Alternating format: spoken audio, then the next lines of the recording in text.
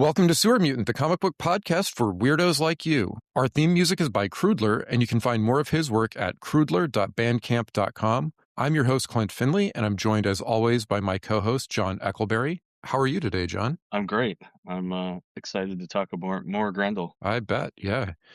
So today, like John said, we're continuing our history of the Dark Age of comic books by diving into issues 1 through 20 of Matt Wagner's Grendel series, which is actually our first foray into covering something that is unambiguously part of the Dark Age. And we'll see some pretty radical changes in the comic over these 20 issues. Before we get into that, you may have already heard by the time this comes out that we're doing the first Sewer Mutant print zine, the Cyberpunk Special. I'm working on an article on both Jack Kirby's OMAC and the original 1970s Deathlock series from Amazing Adventures. It's going to be sort of a cyberpunk in the 1970s article. And I might do something on the Marvel UK series Warheads. And John, you're working on a couple things as well? Yeah, I've got some things spinning in my head. So you mentioned Warheads, so I might as well start with Marvel UK as well. Death's Head was what came to mind for me. I really enjoy that character, both the original iteration and the later 90s iteration. So I'll probably do an article about that. I also had talked about Machine Man, the limited series by Barry Windsor Smith and Herb Trimpe. Then we had talked about maybe doing something on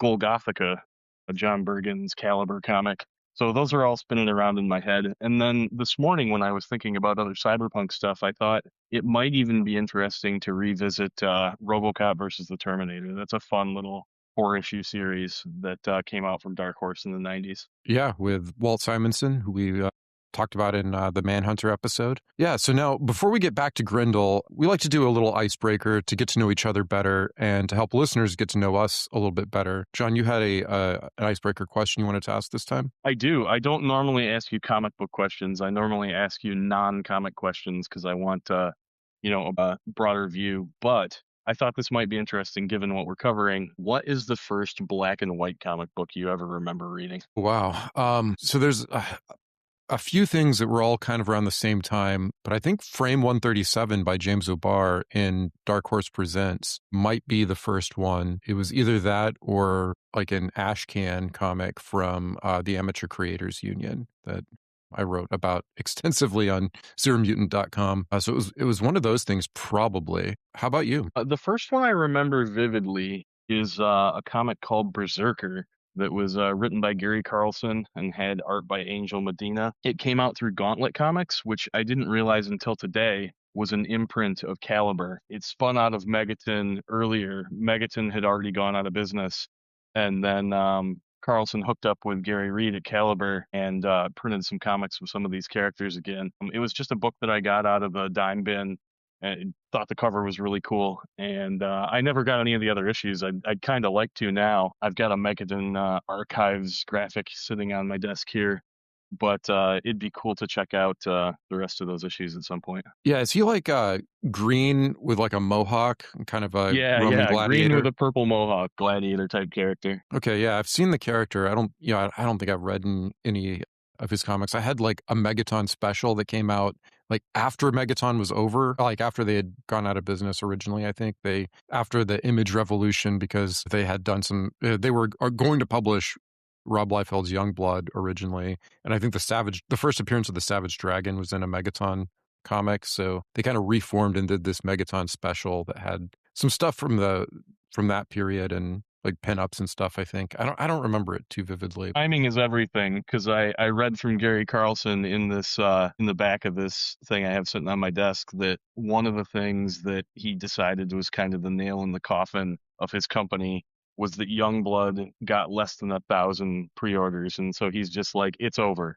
I'm not going to get any orders. But it's funny that, less than 5 years later, Youngblood was the first million-selling Image comic. I mean, certainly Rob Liefeld came to prominence in between those two times, but it's interesting to see how those creators springboarded off of there, both Larson and Liefeld. Yeah. So to get back to Grendel, John, do you want to give us a quick overview of this episode's reading? Yeah, we read issues 1 through 20 of the ongoing story. So what that amounts to is the first 12 issues cover the Christine Spar arc, and then issues 13 through 15 cover Brian's story. And then Matt Wagner comes back and does some issues. He does 4 issues that feature Hunter Rose, which are told in unique ways that we'll talk about. And then issue 20 is kind of a cap to this era of the comic. It discusses the character Wiggins, and it has art by Hannibal King, which is probably the earliest art from him I've seen. I'm familiar with him from other stuff,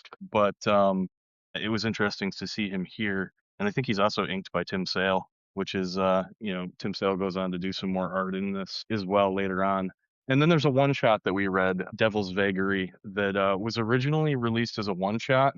It came with a box set, the Comico collection, that had like a cool-looking slipcase with Grendel's face on the cover, and this 16-issue one-shot, and then it had a bunch of Comico back issues. It came with 10 random back issues to get people into the company, and that's kind of a neat thing. It also introduced the black, white, and red color scheme for the first time that we'll see a lot later. But yeah, that's the Pander Brothers on the Christine arc are great, so we'll dive into that right now. Yeah, and then if listeners haven't read this yet, most of this is in the second Grendel omnibus volume. Devil's Vagary is actually in the first volume because it was originally reprinted in black, white, and red, and then it continues to be part of the black, white, and red reprint in that first omnibus. And issue 20 is actually in the third omnibus, and we'll talk a little bit about why that is later. But the bulk of it, of what we're talking about today, is in that second volume.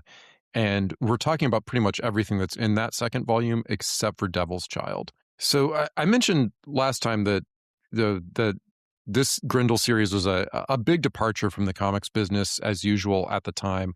So we saw Matt Wagner come out the gate in issue number 1, gender swapping the main character.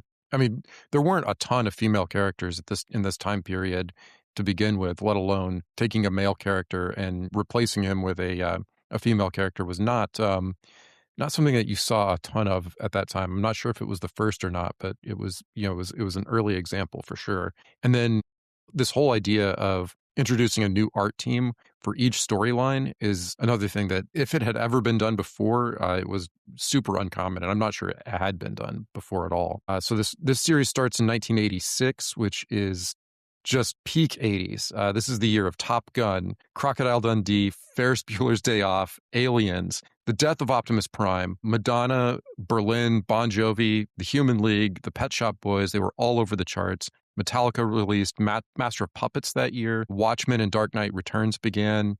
The Chernobyl disaster happened. The Challenger explosion happened. Halley's Comet was visible from the Earth. It's like the entire 80s happening in just 1 year. Like, it's the most 80s year of the 80s, I would say. And so into this like just crazy stew of culture and disaster comes Grendel #1 with the Pander Brothers, who are just the most 80s artists that one could imagine. So a lot of people, I think, just bounce off of this one, especially given the contrast from what came before, especially if you're reading the omnibuses and you've gone through all of the latter day Hunter Rose stories that are, I think, a little bit more sophisticated, and then you kind of jump backwards in time to this storyline. I think it's a little bit rough for people. I love it, though. The cover, it reminds me of the cover of the Duran Duran album Rio by Patrick Nagel, who's so this style of like glamorous illustration that you see even today at like hair and nail salons. We'll still have some of these artwork and illustrations by either by him or by people drawing like him. So it just really brings like this whole like pop glamour image to this title, and that contrasts a lot with the next story arc, which we'll talk about. I think it kind of emphasizes some of the theme that's happening here, where I think you could accuse Christine Spar, who's the new Grendel. She's the daughter of Hunter Rose's, the original Grendel's adopted daughter. So she's like the granddaughter of Grendel. And she's written this book, Devil by the Deed, and that appears as, in a comic book form as essentially a comic book adaptation of this fictional book that she wrote. And she could be essentially accused of glamorizing Hunter Rose, I think, that he's kind of this figure at this point, almost like Scarface or Al Capone or something, like this gangster essentially, who's larger than life, that people are kind of obsessed with and interested in, and but also just a horrible, violent person that shouldn't really be anyone's role model. And as usual, I think the original color is better than the one than the color that we find in the reprints. But I think the brighter colors match their style better and kind of hits this mark of this hyper saturated, hyper 80s pop world with huge haircuts, bright colors. I don't know. So what did you think going from those earlier arcs to into this? I loved it. I was blowing through these pretty quickly, and I was super into it. It's a weird like anachronism that it looks so 80s, but it takes place in the future, and so it's like their idea of the future, but in the 80s. And I just love the angular kind of Art Deco style. It kind of reminded me of yeah, in Flux a little bit. I wonder if there was an influence somewhere there. This is the first time I'd ever seen the Pander Brothers art in anything, and I just took to it really quickly. And I like the parallels of Grendel himself, Hunter Rose, had to have this weird like werewolf antagonist.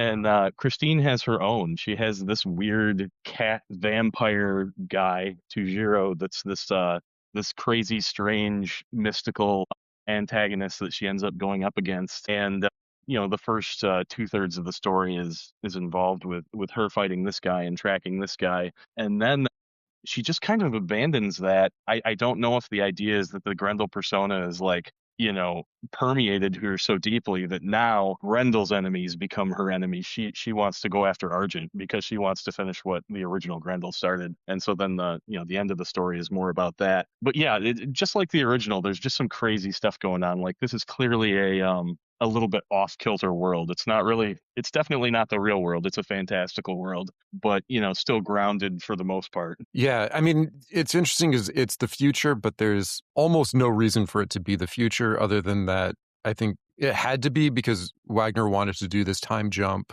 to explore Christine, and he hadn't set the originals in the past, so he had to make it the future to have her be an adult. So Right. there's flying cars, but it's not really very interested in being science fiction. It's really is mostly just the 80s, but there's flying cars, flying landlines, because no one's got cell phones. There's still phone booths. I think flying or floating televisions, it's just this very like kind of like just shorthand for this is the future. Not that much has changed, but there are some hints of things that are going to happen later. People keep complaining about taxi drivers. They use a racial slur that I mean, a lot of people even today don't realize is a racial slur, but especially in the 80s. The word Eskimo refers generally to Inuit people, the native peoples of Alaska. And for some reason, there's a ton of them in both New York and San Francisco. And I don't know if Wagner had already decided why that was, but we'll find out later why there's so much immigration from northern Canada and Alaska at this point in time. And then the other thing is that if you notice, Christine's conflict is not with the New York Police Department. It is with an organization called C.O.P, COP. And that's another thing that I don't know if Wagner was really thinking much about that at this point, or if he was just like, oh, it's going to be like a corporate police force or something, which we see again in like RoboCop. But this is like a year before RoboCop came out. But that does become important later as well. But I don't know if he was planning ahead or if those are just details he threw in and then built on at a later point. It kind of reminds me of whenever they're trying to predict the future, sometimes they get some things right and some things wrong. Like there's these like floating telephones, but they're like giant car phones, like from the 80s that, are floating. And it reminds me of in Star Trek, The Next Generation, they have tablets, but they didn't predict the internet. So they have like a pile of tablets on their desk and they look at, they exchange them. They didn't think, oh, I only need one because it's going to have, all the information on it. It's cool. I really enjoy all this stuff. The very first page of issue 1 sets it up with a throwaway line because she mentioned something about Phil Donahue and she's like, what is he, like 70 now? And he's at the time would have been like 50 or something. So you're like, okay, this is like 20 years in the future. Like I got it. We're all set up. Yeah, I think some people have actually tried to do the math on this, and there's that it's supposed to be 2026. I think that adds up correctly. So he would have actually been a lot more than 70. And he died last year, didn't he? Yeah, recently. So they think it's further in the future than that. That's interesting, which I guess makes sense because she's the granddaughter. Yeah. I mean, I guess I'd have to read the you've read Devil's Child. I haven't read Devil's Child yet because it's not published till later. And this story is a good reason to read things in publication order because, like you said, if you read all that later stuff and then you kind of come back to this, it's jarring. But I was just blasting through in publication order, and I thought that this was all super cool. Yeah, yeah. I think it's not just that. Yeah, she's the granddaughter, but she has her own kid. That's kind of the whole plot hook, is that her kid gets kidnapped by Tujiro, and he's looks like he's probably about 10. So she's old enough to have a 10-year-old son. From and so yeah, it's decades after the original for sure. And that something else that's I made a note of here is that she has a love interest in this Brian Lee Song, who is in the next story arc. She says that she's older than him. She says something about like I'd never been with somebody younger, and that kind of sparked the whole thing about Jocasta and Hunter Rose and the age gap there. It's unclear how big this age gap is between Brian and Christine, but I think Christine's probably in her mid-30s, which makes all her athleticism, all the more impressive. And then Brian, I mean, he's got to be in his mid-20s if he's got kind of the job that he's got, unless it's, just pure nepotism that they would just put an 18-year-old kid in charge of stage managing like a big fancy theater. But so I'm thinking it's, probably 35 and 25, so not as big and consequential a gap as Jocasta and Hunter, but it's interesting that comes up again in that relationship. And then I guess there's kind of more importantly than the age gap is like there's an innocence gap where Brian is just really innocent compared to Christine at this point, who has become possessed by Grendel and lost her son and is on this revenge quest.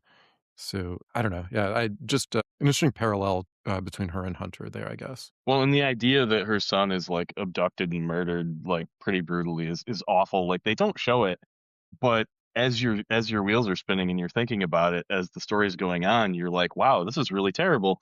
And they actually allow you to believe for a little bit that like maybe he could still be alive. And then, she discovers these body parts. Basically, she discovers these eyeballs, and I don't know if she recognizes that one of them actually is her son's, that she looks into the eye and she can tell that it's his eye or not, because they never really resolve that. Like she never finds a body, she never follows up on that, because she kind of goes off on her tangent after she kills all of Tajiro's guys. But it's pretty grisly, like if you really think about it. Yeah, and if you look at like the house ads for it at the time, it was described as a horror comic. Which I think is kind of interesting because it really reads more like this action superhero comic, but with these horror elements. And I guess that kind of speaks to the 1986 comic book context, where mature readers comics were still pretty new, apart from like the underground scene, the original 70s, late 60s, early 70s undergrounds. This is maybe one of the first comics to actually carry that suggested for mature readers label on it. I'm not sure about that, come to think of it. But yeah, it has this like bright poppy look to it, but it's actually quite dark what's happening in the stories. And yeah, I that was kind of what I took away too, is that she recognized Anson's eye and assumed that he was dead. It's like you said, to me, it is strange that she abandons the hunt for Tajiro after he escapes. I mean, to be fair to her, it would be, with what happens to him, it would be very difficult for her to find him again. And she has completely destroyed his organization, and she's feeling a lot of heat from the San Francisco police and returns to New York. But yeah, I think there's an element of it being that she's being guided by Grendel, and Grendel doesn't care that much about Tujiro, but Grendel cares a lot about Argent, and that's why she goes so ACAB in New York and starts killing cops and goes after Argent. Which I guess brings us to the silent issue, if we want to talk about that. It's funny because I was like blazing through these issues. I was reading them super fast. I was really enjoying them, and then I hit the silent issue and I hated it. I was like, this sucks. Like I would be so mad if I was reading this month to month on the stands and I got that and I read it in 5 minutes, and then I had to wait another month for the next comic. I did reread it this morning, and I guess I didn't hate it as much as I hated it when I was doing my initial read through. but it definitely stopped me in my tracks when I was, on a quest to read the whole thing. It's funny, it's the second silent issue that we've covered on the podcast, because there was a silent issue for Manhunter also. Um, and I think that one was maybe better than this. If I try to think back on silent issues, there's a really good Punisher silent issue that Steve Dillon did. I think that's probably my favorite silent comic that I've read, but it's definitely a gimmick that we've seen before, but maybe not in 1986. I mean, maybe it was pretty revolutionary at that point. I don't know. I think it was unusual. I had meant to look up whether the Larry Hama G.I. Joe silent issue was before or after this. I think it may have been a little bit before, but it was it was still pretty novel of an idea. I liked it. I felt like it was a good change of pace. You make a good point about if you were getting this month to month, how would you feel about really wanting to know what's going to happen, and then like this whole issue is kind of just one thing happening very slowly in the silent format. I think it was I thought it was good, but I think though that kind of speaks more to my larger issue with this is that it's just too long for the amount of story that actually unfolds in it. Like the whole 12-issue arc. I mean, it's the longest Grendel story arc up until Behold the Devil in 2007. How long is Devil by the Deed? Like 48 pages or something that condenses like the entire history of Hunter Rose. And then we get just, a couple weeks of Christine's life spread out over 12 issues. It's very decompressed and, that's fine, I guess. But it seems in contrast to everything else, like so big and probably unnecessarily so, with kind of, essentially two story arcs within it, like the 2-0 story arc and then the New York Argent story arc. Well, if you contrast it with what comes after it, all of those arcs are only like 2 or 3 issues apiece. Yeah. Or even like one issue in the case of the last one. I just looked up the G.I. Joe issue. It was G.I. Joe 21 from 1984. So that did precede this, but only by a couple of years. According to the letters column, it was actually really successful with readers. Most readers really liked the silent issue. So, I guess, they were buying it month to month and they got into it. So should we move on to the Brian Lee Sung storyline? Yeah. So, well, of course, the Christine arc ends in tragedy, like every Grendel story ends in tragedy. But beyond the tragedy, just for her, Brian now has descended into this. He starts to descend into the same madness that she does. He has Hunter's journals and he starts to read them. And you had mentioned the contrast of, he's working at a big, beautiful, nice theater, like out in LA or whatever, San Francisco. And then he comes to New York and suddenly everything is like really dreary for him. Yeah. Yeah. I mean, so it's a difficult read, both because of the subject matter and then this is told with like 3 parallel tracks on each page. Essentially, there's journal entries from Brian. There's the conventional panel to panel comic book story. And then there's these additional rants at the bottom of each page that we find out is Grendel, and that they're like on the backs of pages of Brian's journals that he didn't realize he was writing or something. So you have to kind of like read these 3 different things on each page, and they counterpoint each other at times, but it makes like the flow kind of difficult, and I think intentionally so. But it's a really hard pivot from how conventional the Christine Spar story arc was. But this probably reflects a little bit of, again, the time that it was published. This is the first Grendel arc that's like fully post-Watchmen, fully post-Dark Knight Returns. The Christine stuff was essentially concurrent with Watchmen's release, and the original stuff was essentially concurrent with Warrior's release. But this is, like I said at the top, we're now like fully in the Dark Age, and we're starting to get the knock-on effects of what Alan Moore was doing with like the Rorschach's Journal and the big text pieces in Watchmen. And I think some of that was probably actually influenced by Wagner's Devil by the Deed, his interest in doing some of the text stuff in Watchmen. But now Wagner is picking up, the influence from Moore. So it's interesting to see that influence seeming to go both directions, I think. But so we get some pretty challenging storytelling here. And then, like I said, like the first arc, the Christine arc is all about the glamour. And then, it's real gritty when Brian gets his story arc. And I was kind of thinking about how that also just reflects like the changes in his life in San Francisco. Like you were saying, he was running, a big important theater company or something. And then, he has a nice apartment there with a floating television and everything. And then he comes to New York, follows Christine out to New York. Well, and the other thing in the Christine arc, like he fights some of Tujiro's goons, like he's does Tai Chi and was able to apparently apply it pretty well. He's like handsome, athletic. They make like we were talking about. Christine makes a point of saying how young he is. Then he comes to New York and he's just like immediately emasculated. He gets beat up by a cop that followed him there from San Francisco. He's trying to talk Christine out of going on this crazy quest, and she goes out and does it anyway. He shows up to the battle, her final battle with Argent, like too late to have any influence on it. So you can kind of just see him just being taken down peg by peg. And then, he's at this old rundown theater. It kind of implies that it's like somewhat a prestigious theater, but it's just not. Doesn't seem like it's what he was used to in San Francisco. He gets mistreated a lot. He's Chinese American. There's people being racist against him. He lives in a crummy apartment. People keep accusing him of being gay, including Wiggins, the cop that was kind of Argent's right-hand man in the previous storyline. So it kind of reminds me of Falling Down, the movie, of just he's just kind of put upon and put upon and put upon until he finally snaps. Yeah, and I like the idea that you mentioned that it's kind of hard to read too. I actually switched modes in the middle of it. Like I was trying to read it like top to bottom, like a traditional comic, and then I kind of realized that I had to pick, and so I would read like all the journal entries, and then I would read all of the panels, and then I would read the Grendel stuff at the top and the bottom. But when you look at the Christine Spar arc, that's actually it's so straightforward, but the rest of the stuff that Wagner writes isn't, because the original Devil by the Deed is told in an interesting way, and this arc is, and so are the arcs that follows it. He tries with each arc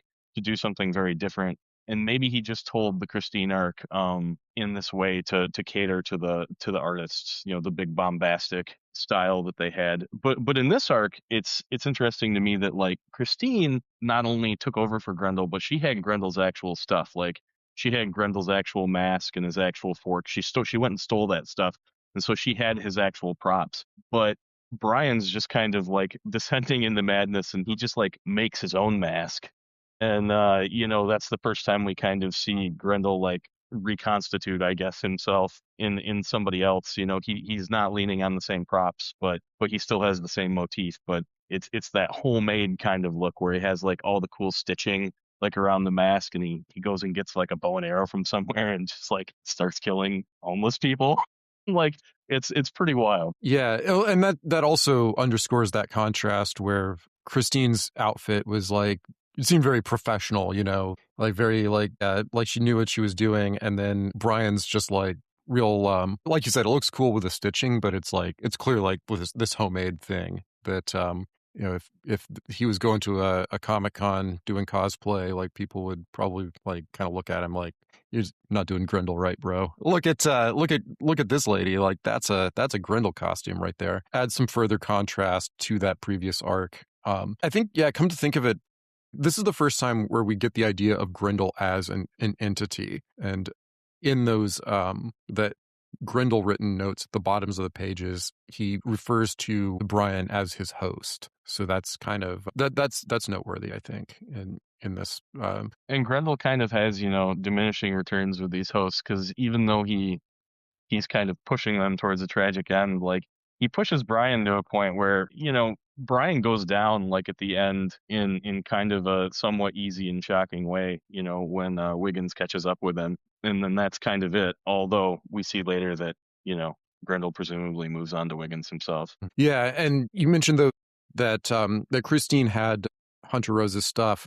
It seems like one thing that Brian does have is the original journals that Christine left to him, both her journals and Hunter's journals. And it reinforces that notion of the way Grendel spreads is through reading, which I guess is a fun thing for a comic book. That you've kind of seems like it's happening to you there, John. You've been getting obsessed with Grendel. Seriously, I felt like possessed to read it. We were in the middle of reading Ronin, and I was just like, you know what? No, I'm going to read Grendel. And then I blasted through like, the original stuff and the first 20 issues of this, and I'm pretty excited to get back to it and read more because I haven't read beyond that yet. Yeah, buying statues and how many All Grendel? the stuff. I've gone down the rabbit hole. I Yeah, bought the original figures. I can't remember the company now that put them out, but there's a Grendel and there's also a Christine. And then Dark Horse put out like a 7 PVC figures that has all the different Grendels, and I picked that up. And then yesterday I ordered another Grendel figure from man. this long box collection that's designed in the kind of superpowers scale, and I'll probably stop there. That's probably it. But and I also just bought a bunch of Grendel back issues so that I can continue to read these in paper instead of having to read them digitally. But you're not usually like much of a toy and statue guy. Like this is unusual behavior for you. I have a rule that I don't buy those things because I don't have anywhere to put them. But sometimes I break that rule, and I broke it for Grendel. So now my desk is covered in Grendel memorabilia. How many Grendel tattoos do you have? Thankfully, none. No tattoos of any kind. I suppose if I was gonna get a tattoo ever, it would be a crow tattoo. But I'm never gonna get a tattoo. I'm not a tattoo guy. So yeah, I'll know if something's gone really wrong if our next call you've got like the Grendel eyes tattooed on your face. That Maybe I'll be wearing a mask next time. I'll yeah. knit myself my own Grendel mask. There we go. Yeah. So we'll talk a little bit. We can talk some about the creators on this one. So the artist on this arc is Bernie Mireault, a Canadian artist who is known for some other things. The Jam, he did a Riddler story in Secret Origins with Neil Gaiman. But yeah, it's stylistically, it's such a different contrast from the Panders. Like this was actually for me on my original read through. I didn't like the art very much because I think I had gotten so accustomed to that, the Pander Brothers bombast. And like years later, I read The Jam, and it was just huge breath of fresh air for me coming from all these gruesome outlaw comics that I'd been reading. And The Jam is this character who's like actually like a really nice guy, like the kind of guy you'd want to hang out with and be friends with in real life, as opposed to somebody like Faust or a lot of these other characters who you wouldn't want to be in the same room with ever. I appreciated his art a lot more this time through, become more familiar with his style and being a little bit more ready for just how hard the tonal shift was going to be. Took his own life in 2024. So this is my first time revisiting his work since then. And I think that the grim nature of this story is kind of fitting with the somber, tragic end of his own life. I really want to recommend The Jam to people, but I haven't been able to go back and look at it because it's such a happy book compared to what ended up happening in his life. And then also rather sad that there was a new colorist that joined in this one, Joe Matt, who did an autobiographical comic called Peep Show that I read in my 20s. It has a bunch of comic book creators as characters in it, essentially, including Seth, who did Clyde's Fans. But Matt died of a heart attack in 2023 at the age of 60. And I think you had some other information on him. Just that he went to school with Matt Wagner, and so they were friends, and he brought him in on this, and he ended up coloring a bunch of issues of Grendel. And Mireault also colored some of the stuff later. Mireault had actually written Wagner about Mage, and Wagner talks about this in the introduction that's in issue 13. Mireault was a little bit critical of him at first, but then he kind of realized what he was doing, and they kind of hit it off and became friends. And they said, okay, well, why don't you come work on this? And by the end of it, Wagner said that it was his most pleasant collaboration up until that point. So they really enjoyed working together. Yeah, I'm trying to remember the name of the comic that he did before The Jam. That's one that I haven't read yet that I'm looking forward to digging into at some point. Mackenzie Queen, Matrix Graphics. Whatever that was, whatever company that was. I haven't seen anything by them, I don't think. Yeah, they also published The Jam, and maybe a couple other things, but they were a Canadian company around that same time. So we can move on perhaps to another Canadian connection here with The Devil's Vagary. So that's the one you were talking about that was originally part of that boxed set. So I had never read this before. I thought I was a real Grendel head, but I didn't even know about it. So I got a copy. It's not my favorite Grendel story, but I'm glad to have it. And was the first return to Hunter Rose by Matt Wagner. And like you said, it introduces the black, white, and red color scheme. So I was kind of surprised to see that so early too. So I didn't think he started that until the 90s, but it goes all the way back to that. So the Canadian connection is Dean Motter, who was the artist of this book. He's best known for Mr. X from Vortex Comics, another Canadian publisher. And the early issues of those were drawn by Los Brothers Hernandez of Love and Rockets fame. And it really set a new bar for like the graphic design of comic books. He did really interesting covers, and Dean Motter was a graphic designer, is also a graphic designer. I think did like record album inserts and stuff like that. So it really brought like a different look to doing comics at that time period. I think Grendel is also, I think, very graphically interesting in that way. So I think that they're kind of two peas in a pod. It's interesting to see how many of these indie guys flip between writing and art and can do both. I mean, maybe some of that's out of necessity, right? Like, because if you can do the art, and maybe you don't have a writer, maybe you just need to figure out how to do that part yourself too. Motter is kind of interesting. I think the thing that I know him best from is he did a Prisoner miniseries for DC Comics based on the cult TV show, and I think that was my first introduction to his stuff. But I'd be excited to read more. You know, we could read Mr. X, or we could read something else. I think Devil's Vagary slots in pretty well with the other two Hunter Rose stories that come after the Brian arc. Wagner comes back and does two-issue stories. Can't remember the names of either of them. I think one's called Devil's Tracks and the other one is called Devil's Eyes. I don't even know that they were titled in the issues, but they did give them titles when they put them in trade paperback. That first one, Devil's Tracks, I really enjoyed. It's like 25 panel grids on every single page, these tiny little panels, and it's told kind of like almost like a comic strip rather than, you know, a traditional regular page-to-page sequential comic. And I thought that was pretty neat. It was about this detective that investigates Grendel, or well, he doesn't even know he's investigating Grendel at first. He's just investigating like this diamond ring or whatever, and he just gets deeper and deeper and deeper, and then you know, of course the end is tragic because all of these stories are, but he finally realizes that, oh no, I'm investigating Grendel. This is bad. I probably shouldn't be doing this, but it's too late by the time he gets that far down the rabbit hole. And then the story right after that is about Grendel tracking down and killing an informant. And it's great because during the whole story, this informant's like super paranoid that Grendel's like going to come for him. But Grendel's just forgotten about him. He doesn't even care.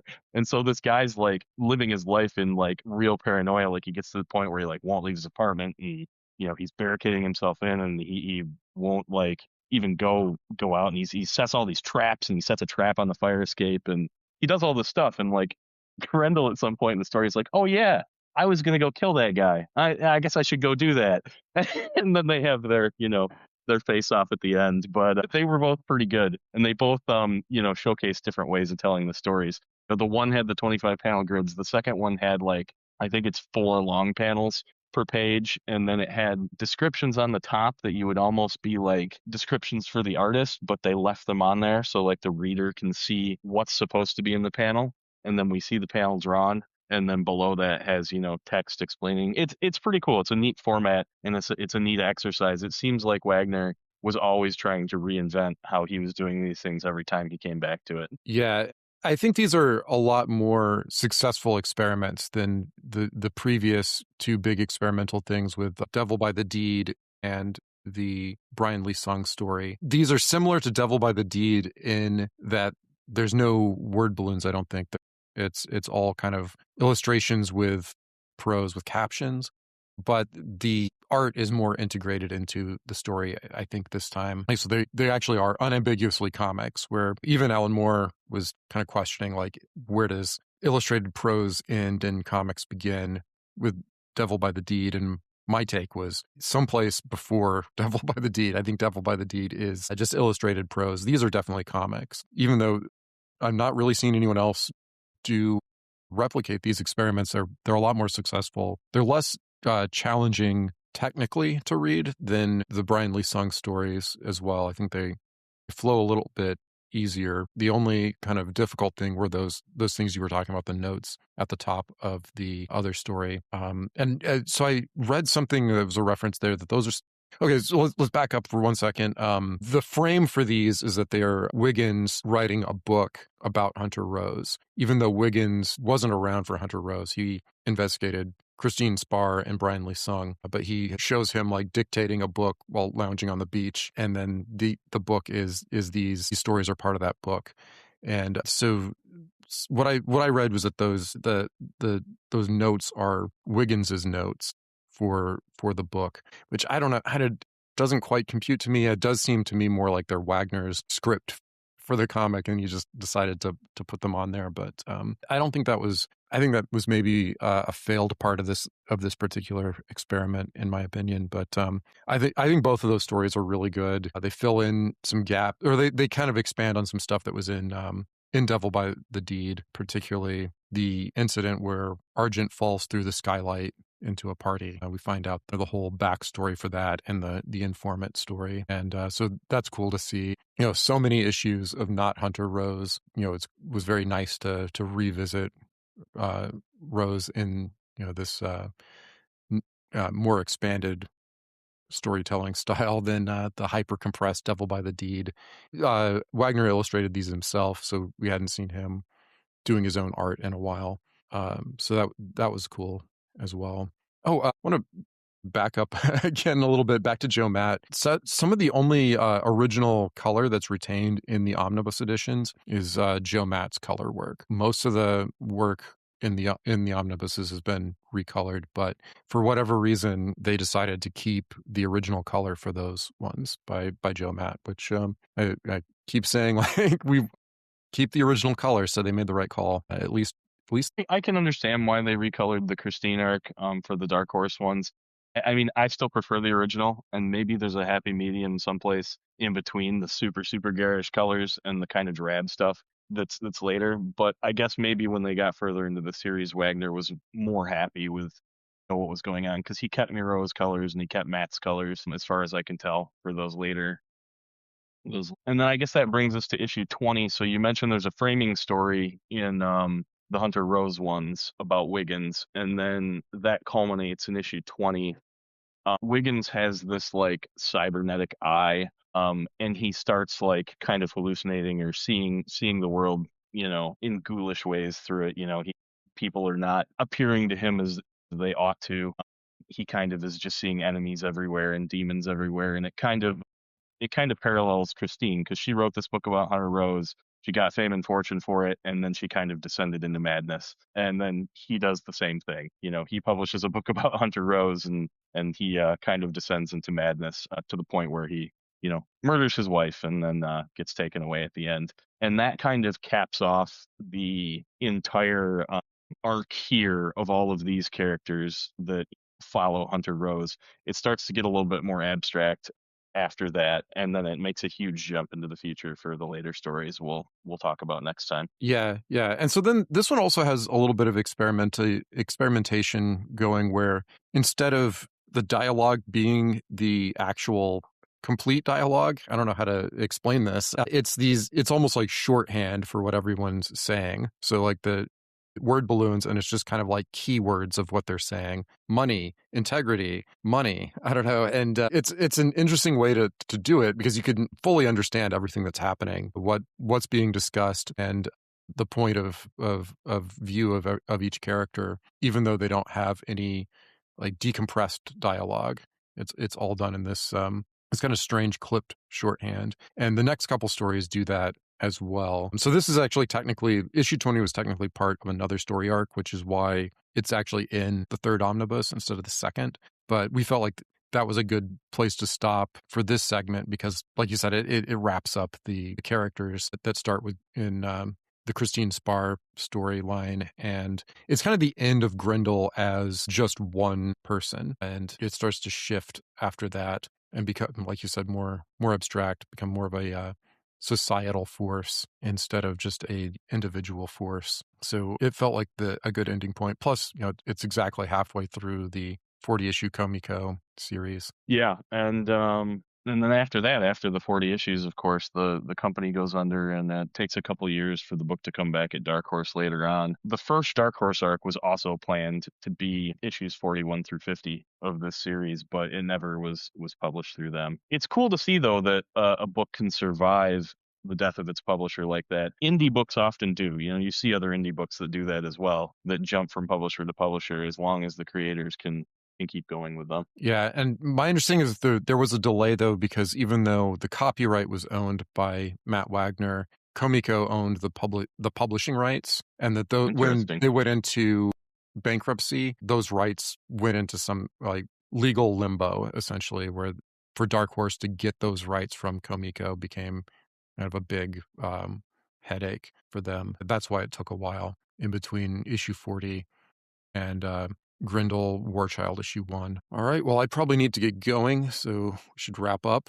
And but before we do, I wanted to ask or to talk about out of all the material we've Grendel stuff we've read so far, what's your favorite story? Man, I have to nail one down. I don't know.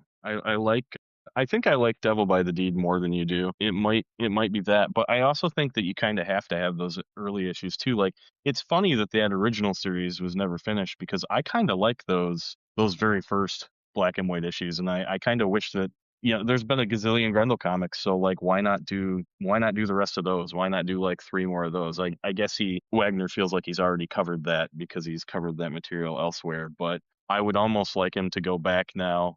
If he can draw 120 more pages of Devil by the Deed, I imagine he could do three more issues in like a manga style to tell that original story in the regular sequential, way. But and also I really like the Brian story more than I thought I would. It was a little bit of a hard shift after the Christine stuff, but when I took a couple days and I took a break and then I came back to it, and I really did enjoy it and would like to see some more stuff from Mireault. I'd like to check out the comics you mentioned, and then I also saw in one of the articles I was reading that he did a Riddler story, I guess, that's highly regarded. So I'd like to check that out too. Yeah, But yeah, I think Devil by the Deed might still be my favorite, even though we're kind of contentious about the way that it's told. yeah, yeah. I think I have kind of like, cheating here, I guess, by saying two, but like those original black and white issues, I love those. Like you, I wish he would maybe finish those at some point, try to emulate that early style, or even just redraw the early ones if he has to, and do it as a decompressed full comic book story. So I love those, and then I also really like the Wiggins flashback stories. Those also with Hunter Rose, and like I said, I think those were much more successful experiments in storytelling. I like that neither one of them is directly about Hunter Rose. It's about these people in Hunter Rose's orbit, like zeroing in on him or him zeroing in on them. And I, I think that's a big part of the Grendel mythos, is how this one man essentially has this larger impact throughout time, essentially.